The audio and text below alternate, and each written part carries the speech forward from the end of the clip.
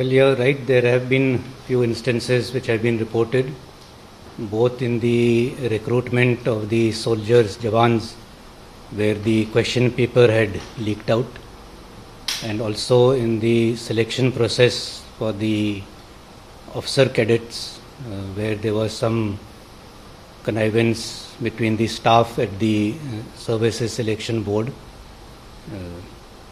Both these cases came to light because of our own internal investigations, and we have all the time maintained that we will not allow any such corrupt practices to happen in the organization, and that is why we keep monitoring these sensitive places for any kind of wrongdoing or mischief.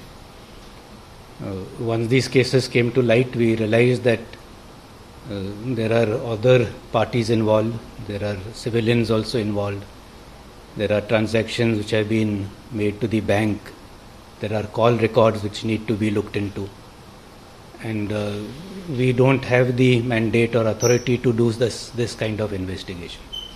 And that is why we decided to give it to the CBI, who will be able to go into the depth of the matter and carry out the investigation much faster and better than what we could possibly have done. But it is certainly that we will not tolerate any such incidents or activities, and we will come down heavily on whoever tries to malign the army through such very incorrect activities. There is no question of shielding anybody who is indulging in such kind of malpractices. Sir, so far... But at the same time, I would also like to give a message to the youth of the country who are wanting to join the armed forces to not fall prey to these middlemen who keep making these false promises. There is very little chance. The system, we try to make the system as strong as possible, but there is very little chance of getting in by this back door and through these illegal means. And no matter when such a misdeed comes to light, anybody who's got enrolled or got selected through improper means, his services can be terminated any time, whether it is during training or during service or even 20 years later. So my ardent appeal to everyone would be, follow the correct procedure, get selected on your own merit, and be in the army with a clean conscience. So, sir, you are saying that even if a person has served for 20 years as an officer or as a Jawan, and it's found out that there was a bribery or any kind of that malpractice to enter the army, that person can be sacked? Yes, absolutely.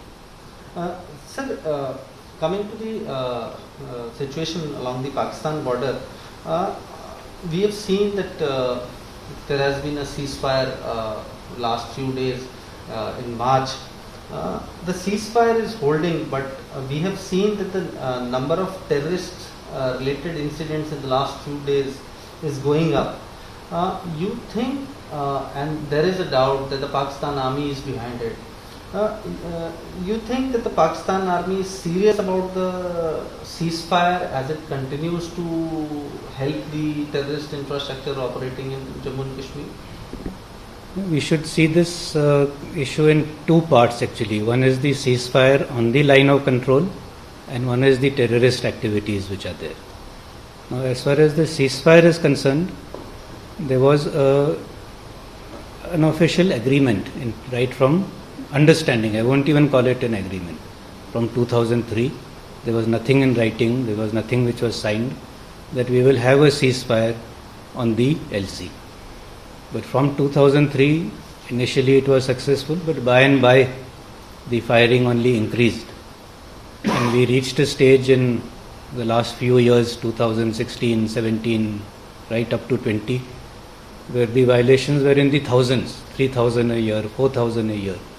So obviously there was no point of having such a loose kind of understanding. And these violations were not helping anyone. Especially it was not contributing to peace and development.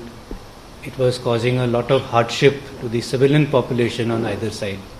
They were not able to pursue their livelihoods without any fear of untoward consequences. So I think it was a very conscious decision that we need to restart or re-honor that old ceasefire understanding which was there, and therefore we decided that we will again have an agreement, and that is how on 25th of February the joint statement was issued.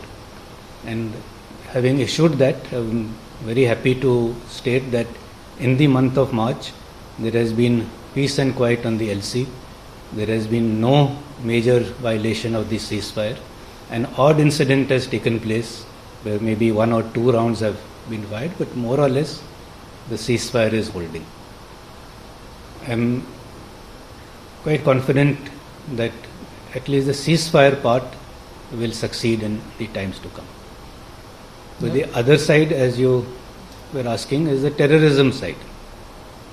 Now the terror camps and infrastructure still exist on the other side of the LC.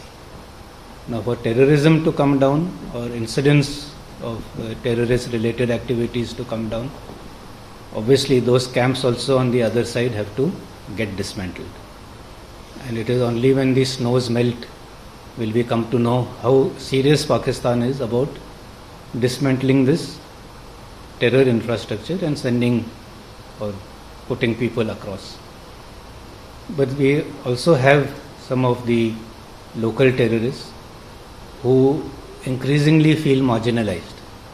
And in the recent past, these 1 or 2 acts which have taken place, whether attack on the sweet shop or the attack on the local councillors, these are just acts of desperation on their part when they see the way the normalcy is returning. In fact, this year during the winter in Gulmarg, there were so many tourists, it was just like normalcy. And a room which is normally available for 2,000 or 3,000 rupees was going for 15,000 rupees. That is the kind of rush which was there. That is the kind of normalcy which was there.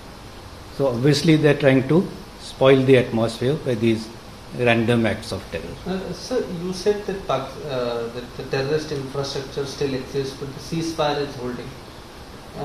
Have we seen any attempts by the Pakistan army to dismantle the terrorist infrastructure that exists in POK on their side of the areas controlled by Pakistan army? As yet there are no concrete signs of any reduction in this kind of infrastructure or the terrorists. But the fact that there have been no major attempts to infiltrate across the LC over the last 1 month is indicative of at least some change at the ground level. So we'll have to see now, even after the snows melt and the passes open up, the coming summers, whether this situation persists. And that will be actually the true indicator of their intentions. And sir, talking about the internal security situation in Jammu and Kashmir, how do you look at it in the backdrop of increase in terrorist recruitment and radicalization of youth in the valley? As I just mentioned, the cases of terrorism and terrorist related incidents which have occurred, the strikes on a CRPF patrolling party or on the local councillors, these are just attempts by them to stay relevant, to stay in the limelight. But by and large, actually the situation has seen a very great improvement. And this is borne out by the facts and figures on ground, as I mentioned about the Gulmarg and the tourist inflows. So it has been very good. But yes, incidents like this will happen. There are youth who are still joining the terrorist ranks, and our endeavor is to wean these misguided youth away from this wrong path that they're taking, and that is the focus. We are always alive to this threat of new recruitment, and we always try our best to prevent the youth from joining the militant ranks. And nothing would make us happier or makes us happier when somebody who has joined or about to join actually renounces that path and comes back to the mainstream and to our fold. That makes us much more happy. Sir, coming to the other front, we have been in a military standoff situation with China for almost a year now, and in February we saw the Chinese and our troops disengage from both the banks of Pengong Tso. What is the situation along the LAC? Uh, what with China? What is the position there now in Eastern Ladakh and LAC in general? Well, after the ninth round of the Corps Commander level talks, we had agreed upon a phased disengagement from these friction areas. And as per that, from 10th February onwards, the disengagement started. And it went according to the plan, where from the north and south bank of Pengong Tso, as well as from the Kailash range, people have gone back to their nearest permanent locations. And thereby the face-to-face deployment which was there, and which because of which there could have been chances of miscalculation, that has now receded. So we have gone back, and as a result of that, now there is relative peace and tranquility in the LAC. Sir, this is the first time we are talking to you after the disengagement happened. Have we lost out on any territory? Have we ceded anything? How do you see the situation? Who can be termed as a victor in this entire? No, I think firstly we have not lost out on any territory. We are where we were before this whole thing started. But as a result of this agreement, it has been reached on the principle of mutual and equal security. So I think that should be the way we look at this whole disengagement process, that it serves the interests of both countries to have a very stable LAC and with less chances of any confrontation taking place. That should be the larger viewpoint that we take. And not an inch has been lost. Not an inch has been lost, that's right. Sir, what is the situation on the other friction points? Now we have seen disengagement from Pengong Tso Lake, but there are other friction points where they were aggressive, like Gogra, Hot Springs, and Depsang. What's the situation? We are approaching this whole issue in a step-by-step manner. So the initial step was, of course, the disengagement, which I've just talked about. So future rounds of talks will continue, and I'm sure that through these talks we will be able to narrow down our differences and arrive at a acceptable solution, once again based on mutual and equal security, and which is acceptable to both sides, and only when it is acceptable to both sides will it actually succeed. So we will keep working at it. And sir, last year also, it was around the same time, March, April time frame, when the Chinese forces came for exercises and they moved towards our frontier and entered some of our areas. What is the preparation this time, sir? Now, after the winters are over, are we going back to our summer deployments, increased deployments? Will we see that? We had certain amount of additional deployments. As I mentioned, that we have only disengaged. There has been no de-escalation. So whatever troops were in that area remain there. It is only that from the friction points they have gone back the agreed distances. So the additional forces remain in place, and because of that we are well poised to take on anything should something unfortunate happen in this summer also. So there is no possibility anybody can surprise us now? No, I don't think that is possible now, because we are there in adequate strength. And sir, now this issue has happened, this Chinese aggression happened last year during the COVID times. Now we have been hearing a lot about rebalancing our troops deployments. Can we say now that China has become our main security challenge over Pakistan, and what changes can we see in near future, distant future, in terms of our deployment of assets and troops on the LAC? Well, we've always had two active borders, western and northern, and a review of operational plans is an ongoing process.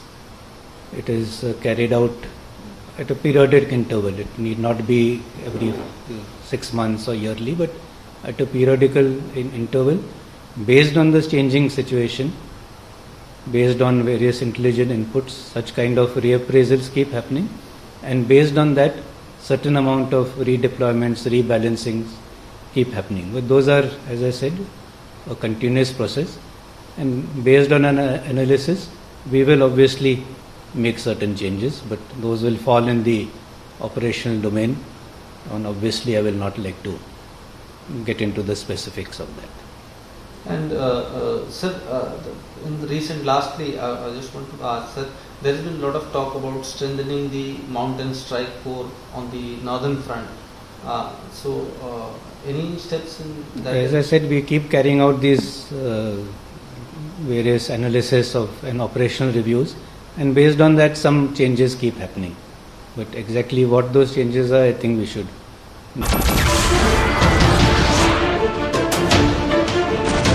नमस्कार, मैं हूं मानक गुप्ता। अगर आपको हमारा ये video पसंद आया हो तो इसे लाइक और शेयर जरूर करें, और हां, हमें सब्सक्राइब और फॉलो करना ना भूलें ताकि आप देश और दुनिया की कोई खबर मिस ना करें। तो जुड़े रहिए हमारे साथ और देखते रहिए न्यूज़ 24।